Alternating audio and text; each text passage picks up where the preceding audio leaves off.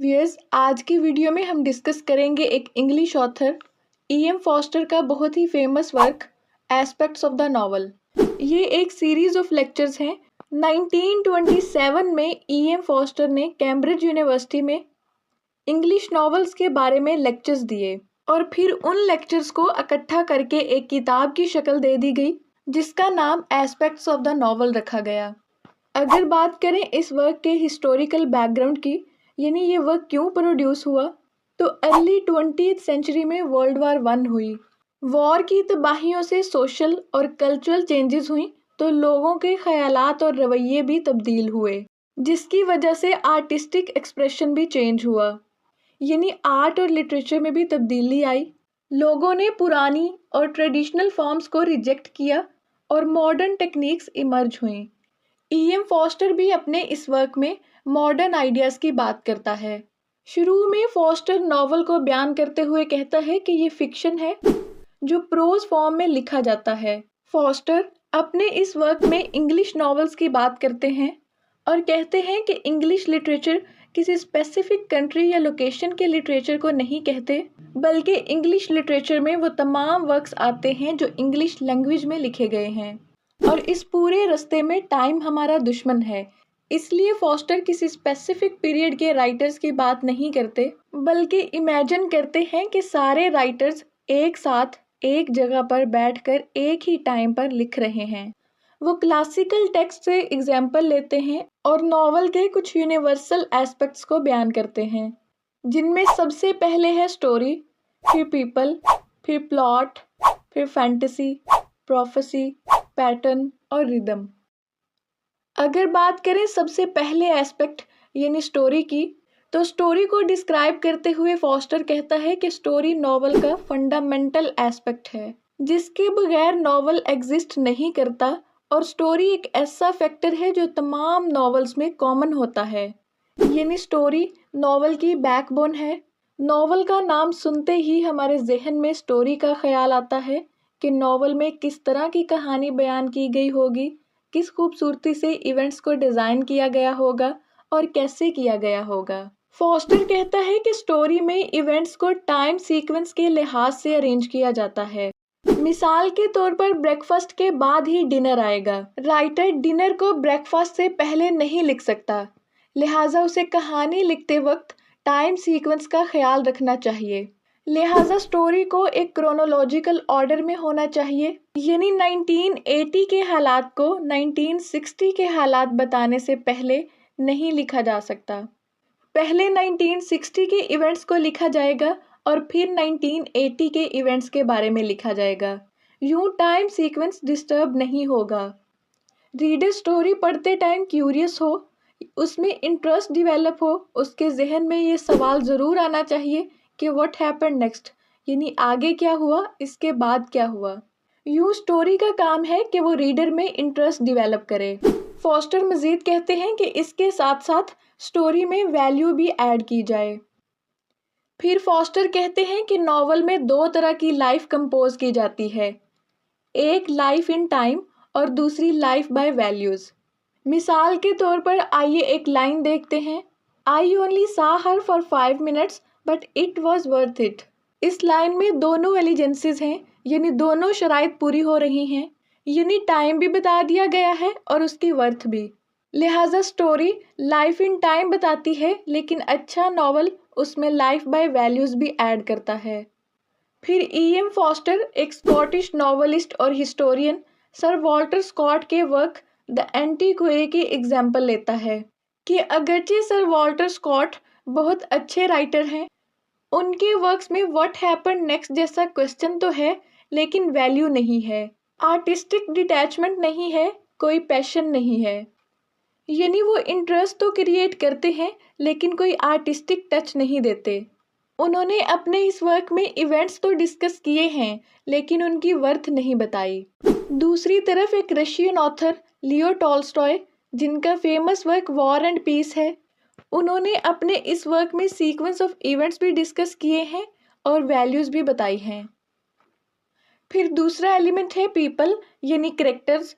Foster characters को दो categories में डिवाइड करता है, फ्लैट कैरेक्टर्स और राउंड कैरेक्टर्स। फ्लैट कैरेक्टर्स वो होते हैं जिनमें कोई एक या दो कैरेक्टरिस्टिक्स होती हैं और वो पूरे नॉवल में सेम रहते हैं, बिल्कुल भी चेंज नहीं होते। जबकि दूसरी तरफ round characters Aahista Aahista develop होते हैं। नॉवल के शुरू में वो मुख्तलिफ होते हैं, फिर आहिस्ता आहिस्ता उनकी ग्रोथ होती है और वो चेंज होते हैं और नॉवल के आखिर में बिल्कुल डिफरेंट होते हैं। E.M. फॉस्टर कहता है कि एक अच्छे नॉवल के लिए दोनों तरह के कैरेक्टर्स ज़रूरी हैं। फिर चार्ल्स डिकन्स के वर्क्स की एग्जाम्पल लेते हुए फॉस्टर कहता है कि डिकन्स ने अपने तकरीबन सारे कैरेक्टर्स फ्लैट क्रिएट किए हैं, जबकि दूसरी तरफ जेन ऑस्टन ने अपनी स्टोरीज में राउंड कैरेक्टर्स पर फोकस किया। उन्होंने बहुत खूबसूरती से अपने कैरेक्टर्स को डेवलप किया और नॉवेल्स को इंटरेस्टिंग बनाया। इसके अलावा रिचर्ड शेरिडन और डैनियल डेफो जैसे राइटर्स ने भी राउंड कैरेक्टर्स क्रिएट किए। E.M. फॉस्टर मजीद कहते हैं कि स्टोरीज में कैरेक्टर्स रियल नहीं होते, लेकिन उन्हें डिज़ाइन यूँ किया जाता है कि वो रियल महसूस होते हैं और बाज़ दफ़ा तो वो एक्चुअल पीपल से भी ज़्यादा रियल महसूस हो रहे होते हैं, क्योंकि राइटर उन कैरेक्टर्स की इनर लाइफ और हिडन ट्रूथ्स को भी बयान करता है, जबकि रियल पीपल के बारे में ये जानना शायद मुश्किल हो। मिसाल के तौर पर क्वीन विक्टोरिया को हम हिस्टोरिकल पॉइंट ऑफ व्यू से जानते हैं कि उन्होंने कब हुकूमत की और किस तरह की, लेकिन अगर क्वीन विक्टोरिया को किसी नॉवल के कैरेक्टर के तौर पर लिया जाए तो उन्हें बिल्कुल डिफरेंट तरीके से दिखाया जाएगा, यानी फिर उनकी इनर फीलिंग्स भी बयान की जाएंगी जो आमतौर पर हिस्ट्री में नहीं की जाती, क्योंकि हिस्टोरियन रिकॉर्ड करता है जबकि नॉवलिस्ट क्रिएट करता है। फिर तीसरा एलिमेंट है प्लॉट। फॉस्टर कहते हैं कि स्टोरी तो नैरेटिव ऑफ इवेंट्स है, लेकिन प्लॉट कंस्ट्रक्ट करते टाइम इवेंट्स के साथ साथ कॉज पर भी ध्यान दिया जाता है कि अगर एक पर्टिकुलर इवेंट हो रहा है तो क्यों हो रहा है।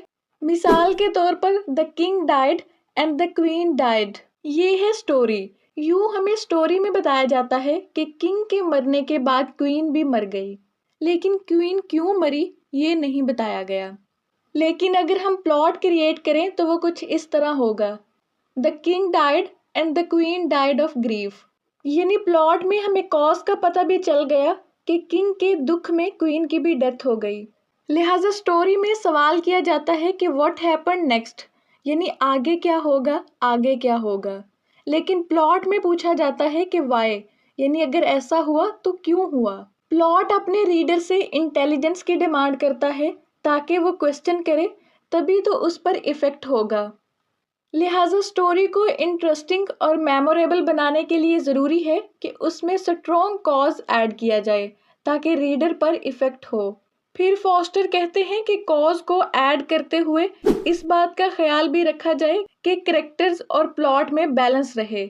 कैरेक्टर्स की पर्सनैलिटीज़ और उनकी फेट से प्लॉट इन्फ्लुएंस तो हो, लेकिन बैलेंस मेंटेन रहे। फिर है फैंटेसी।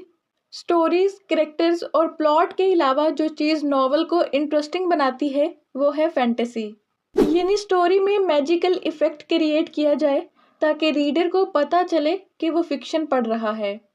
ये मैजिकल इफेक्ट्स और मिस्ट्रीज ही फिक्शन को खूबसूरत और इंटरेस्टिंग बनाते हैं, जिससे राइटर की इमेजिनेशन का पता भी चलता है। फिर है प्रोफेसी। प्रोफेसी का मतलब है फ्यूचर को प्रिडिक्ट करना, यानी फ्यूचर के बारे में अंदाज़ा लगाना, जिससे नॉवल में सस्पेंस और फोरशैडोइंग जैसे एलिमेंट्स ऐड किए जाते हैं।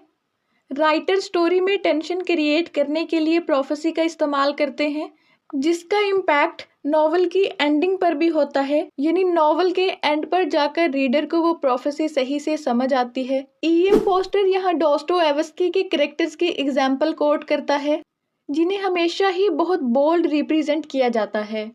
फिर है pattern and rhythm.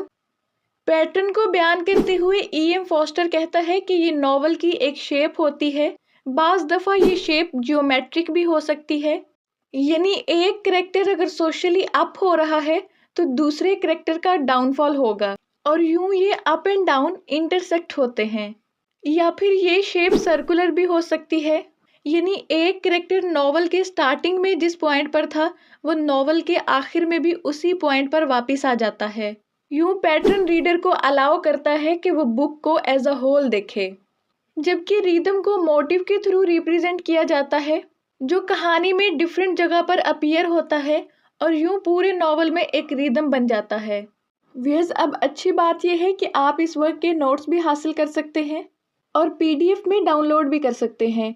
Link description box में दे दिया गया है, उस पर क्लिक करें। व्यूअर्स, इसी के साथ ये वीडियो एंड होती है। उम्मीद करती हूँ आपको समझ में आई होगी। Thank you so much for watching.